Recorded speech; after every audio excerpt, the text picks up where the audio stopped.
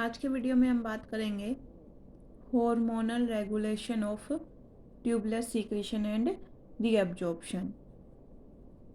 Hormonal regulation of tubular secretion and tubular reabsorption.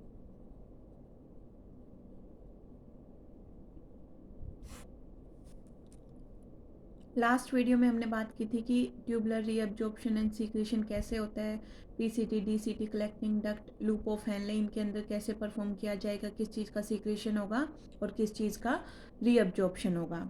अब हम hormonal regulation में बात करें तो 4 मेजर हार्मोनल इफ़ेक्ट हैं जो कि किस हद तक आयन का और वाटर का रीअब्जॉर्प्शन होगा और क्या क्या सीक्रेट किया जाएगा, कौन सा आयन सीक्रेट होगा, कौन से रीनल ट्यूब्यूल से होगा, इन सब को अफेक्ट करेंगे।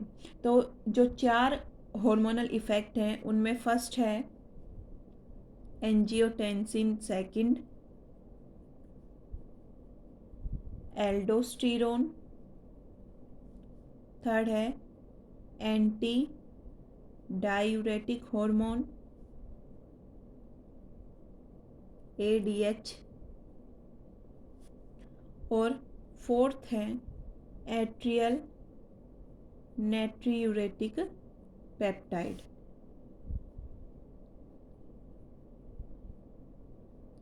एंजियोटेंसिन सेकंड के बारे में बात करें तो ये हमने अल्ट्रा फिल्ट्रेशन के रेगुलेशन के टाइम भी बात की थी कि जब ब्लड प्रेशर है और ब्लड की जो वॉल्यूम है वो क्या होते हैं, डिक्रीज़। जब ब्लड प्रेशर और ब्लड की वॉल्यूम डिक्रीज़ होंगे उस टाइम पे जो जक्स्ट्रा ग्लोमेरुलर सेल्स हैं किडनी के डीसीटी के अंदर, वो क्या करेंगे, एक रेनिन एंजाइम सीक्रेट करेंगे। रेनिन एंजाइम सीक्रेट करेंगे। ये रेनिन एंजाइम क्या करता है, ब्लड के अंदर जो एंजियोटेंसिनोजन है उसे एंजियोटेंसिन फर्स्ट में कन्वर्ट करेंगे। इस एंजियोटेंसिन फर्स्ट को एंजियोटेंसिन सेकंड में कन्वर्ट करता है converting enzyme of liver. Liver से रिलीज किया जाएगा कन्वर्टेज एंजाइम जो कि इस फर्स्ट को एंजियोटेंसिन सेकंड में कन्वर्ट करेगा। जो एंजियोटेंसिन फर्स्ट है वो एंजियोटेंसिन सेकंड में कन्वर्ट हुआ थ्रू कन्वर्टेज, और ये कन्वर्टेज कहाँ आता है, लीवर से आता है। एंजियोटेंसिन सेकंड है ये एक पोटेंट पावरफुल वेसो कॉन्स्ट्रिक्टर है। ये यूरिन की जो फिजियोलॉजी है, फॉर्मेशन ऑफ यूरिन को, उसे रेनिन की किडनी की जो फिजियोलॉजी है उसे कैसे अफेक्ट करेगा। पहला तरीका तो क्या है कि ये जो GFR है उसे डिक्रीज करेगा। कैसे, जो एफरेंट आर्ट्रियोल था जिसके थ्रू ब्लड आ रहा था ग्लोमेरुलस के अंदर, उसके ब्लड की जो अमाउंट है उसे कम करके उसके अंदर वेसो कॉन्स्ट्रिक्शन करके, वेसो कॉन्स्ट्रिक्शन होगा मतलब इसका जो डायमीटर है क्या हो जाएगा, छोटा डायमीटर हो जाएगा, तो GFR डिक्रीज होगा। दूसरा कि ये सोडियम आयन का, क्लोराइड आयन का और वाटर के रीअब्जॉर्प्शन को PCT के थ्रू इंक्रीज कर देगा। तीसरा ये काम करता है एड्रिनल कोर्टेक्स पे, जो किडनी के ऊपर ऐसे एक आइसक्रीम टाइप की, कोन टाइप की एड्रिनल ग्लैंड है। इसके आउटर रीजन को बोलते हैं एड्रिनल कोर्टेक्स, अंदर वाले को बोलते हैं एड्रिनल मेडुला। मेडुला से एपिनेफ्रिन, नोर एपिनेफ्रिन सीक्रेट किए जाते हैं। एड्रिनल कोर्टेक्स को ये स्टिमुलेट करेगा और ये एड्रिनल कोर्टेक्स रिलीज करता है एल्डोस्टेरोन को। एल्डोस्टेरोन को ये सीक्रेट करेगा, रिलीज करेगा। इस एल्डोस्टेरोन को क्या है, ये जो हार्मोन है एल्डोस्टेरोन, ये क्या काम करेगा, ये स्टिमुलेट करेगा किसे, प्रिंसिपल सेल को। ये प्रिंसिपल सेल को स्टिमुलेट करेगा कलेक्टिंग डक्ट DCT में, और फिर इस जो प्रिंसिपल सेल है इसका फंक्शन क्या होता है, सोडियम को तो रीएब्जॉर्ब करना और K+ को रिलीज करना। तो ये सोडियम के रीअब्जॉर्प्शन को बढ़ा देगा ताकि ज़्यादा अमाउंट में सोडियम रीअब्जॉर्ब हो, और पोटेशियम के सीक्रेशन को बढ़ा देगा ताकि ज़्यादा अमाउंट में पोटेशियम क्या हो, सीक्रेट हो। हमने दो हार्मोन देख लिए, एल्डोस्टेरोन और एंजियोटेंसिन सेकंड। अब हम बात करते हैं ADH के बारे में, एंटी डायूरेटिक हार्मोन के बारे में। इसका दूसरा और क्या नाम है, वैसोप्रेसिन। ये रिलीज कौन करेगा, released by posterior lobe of pituitary, और ये वाटर रीअब्जॉर्प्शन में एक इम्पोर्टेंट रोल प्ले करता है DCT, late DCT and collecting duct of nephron पे।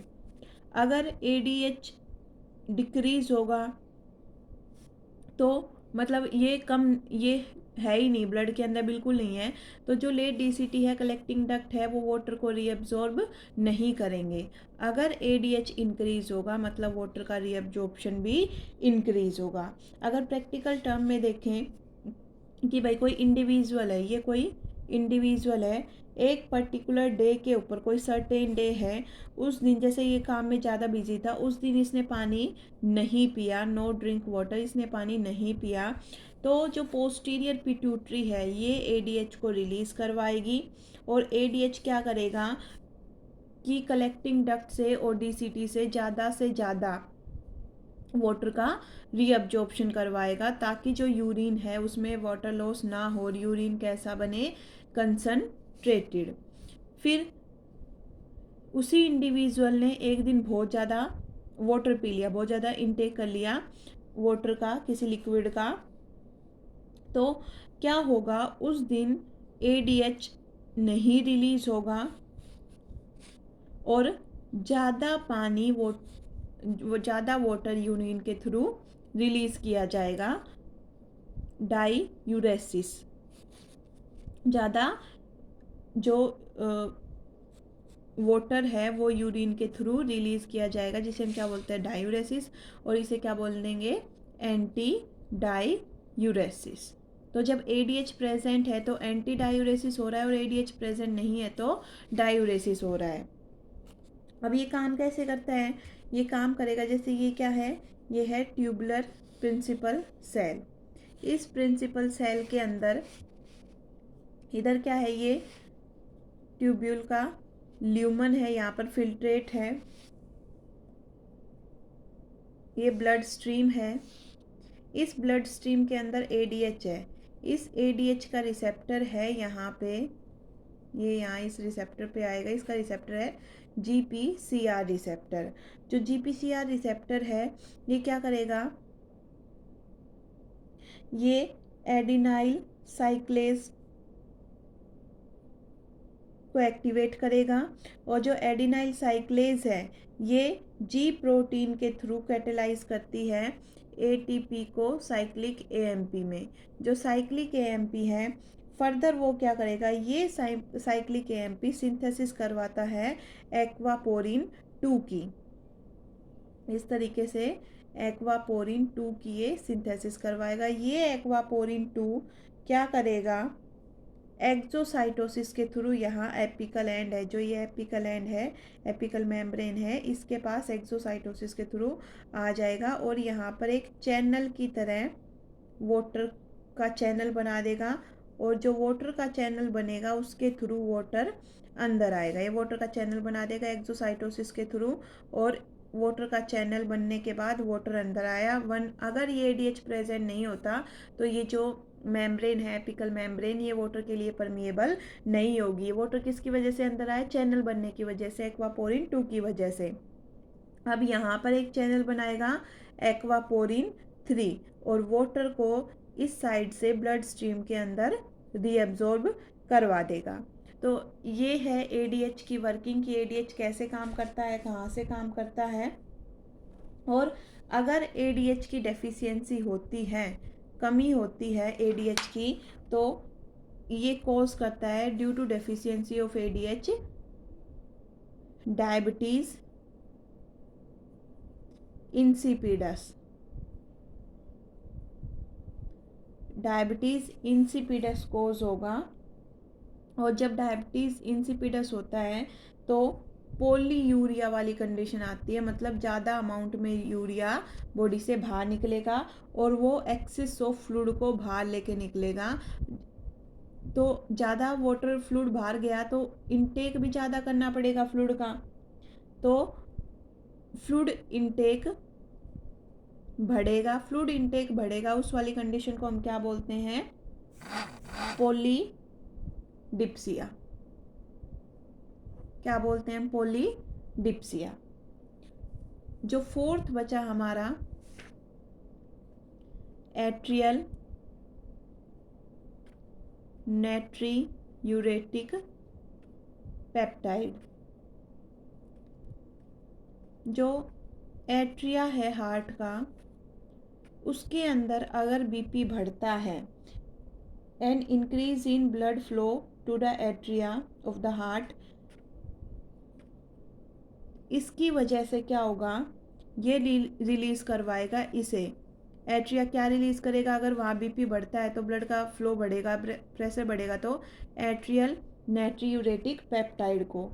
ये पेप्टाइड क्या कोज करवाता है? ये कोज करवाता है वैसो डायलेशन।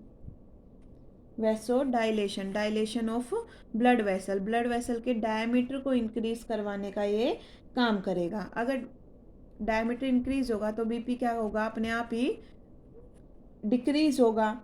तो जो इंक्रीज लेवल है इस पेप्टाइड का, उसकी वजह से जो सोडियम का रीअब्जॉर्प्शन है, वाटर का रीअब्जॉर्प्शन है, वो क्या हो जाता है? डिक्रीज हो जाता है। स्पेशली किसके अंदर? कलेक्टिंग डक्ट के अंदर। कलेक्टिंग डक्ट के अंदर सोडियम का और वाटर का रीअब्जॉर्प्शन कम हो जाएगा अगर ये पेप्टाइड सीक्रेट होगा तो। और डिक्रीज सोडियम एंड वाटर के रीअब्जॉर्प्शन की वजह से जो यूरिनरी एक्सक्रीशन है वो बढ़ेगा, जो कि इस ब्लड को, इस बीपी के प्रेशर को, बढ़े हुए बीपी के प्रेशर को क्या करने की कोशिश करेगा? कम करेगा और उसे फिर नॉर्मल की ओर ले आएगा। तो ये 4 मैकेनिज्म थे मेनली रेगुलेशन के, 4 hormonal mechanism. Thank you for watching.